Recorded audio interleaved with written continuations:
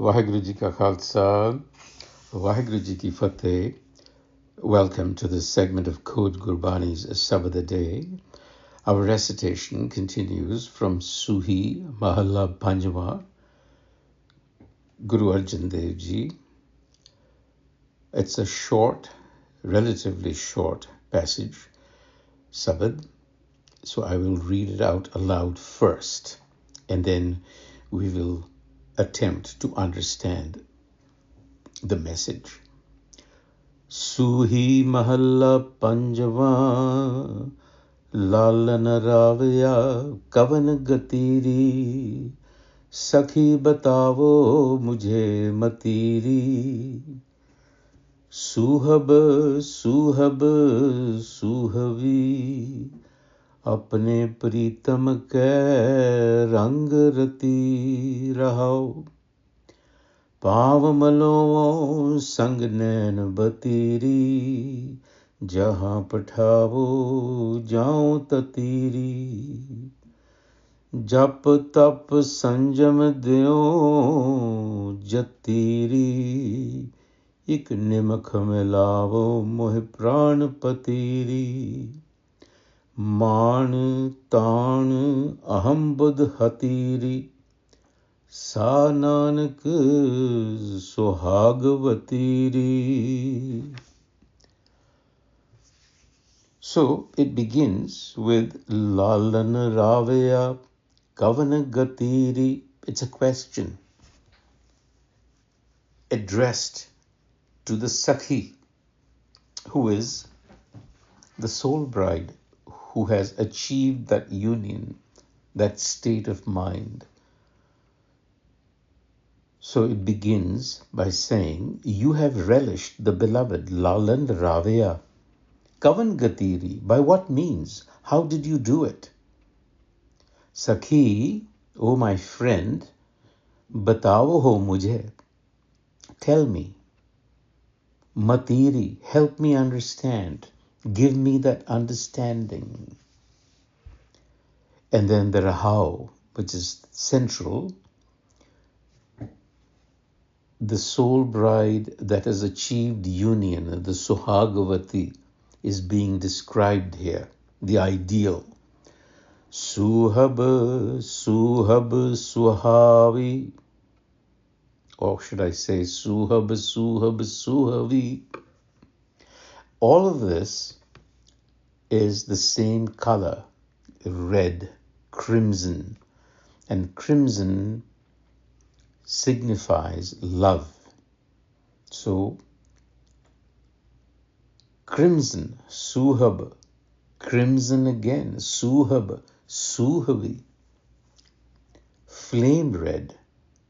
So Guruji is saying, crimson, crimson, flame red and beautiful are you, because Suhavi now brings in the element of beauty. Suhavi, you are Suhab, but you are Suhavi. So beautiful are you. And why does it appear beautiful? Because apne pritam ke rang rati. Rang rati, to be saturated, to be dyed through and through. That is why you are beautiful, because you are saturated, dyed through and through, apne pritam ke rang ratiri, in the scarlet joy of your beloved's embrace. That's why you are beautiful.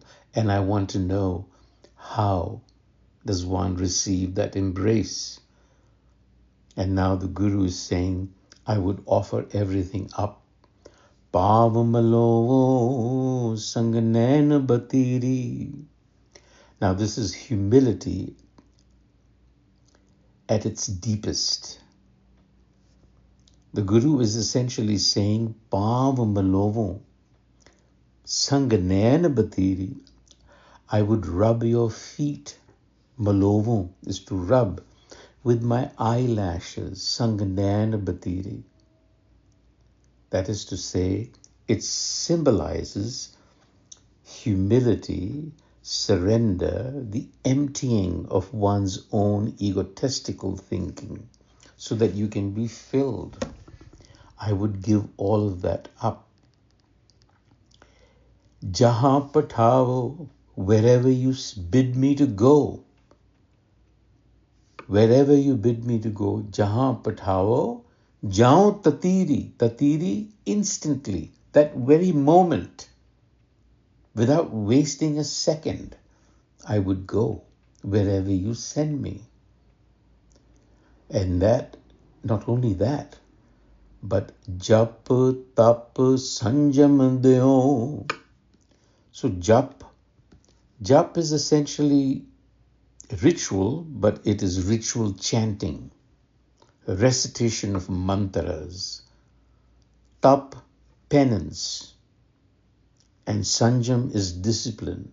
Now, the Guru is pointing to all of the practices that are prevalent: external ritual, austerities, discipline, self-control.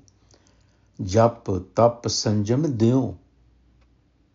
I would offer all this up to you.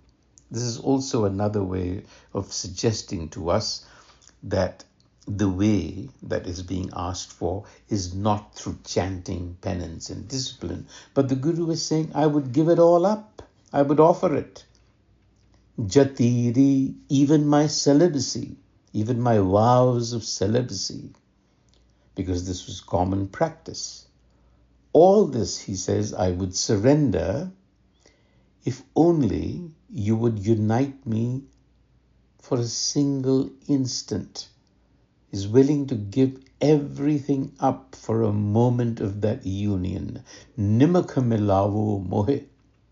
Ik nimaka milavo mohe pranapatiri, with the master of my life breath, which is another term for the beloved.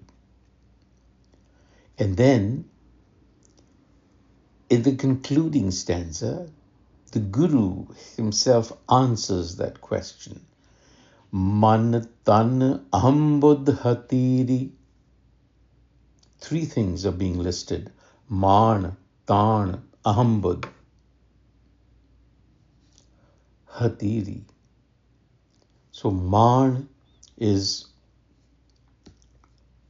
pride. Here it means self-pride. Tan, a sense of self-power.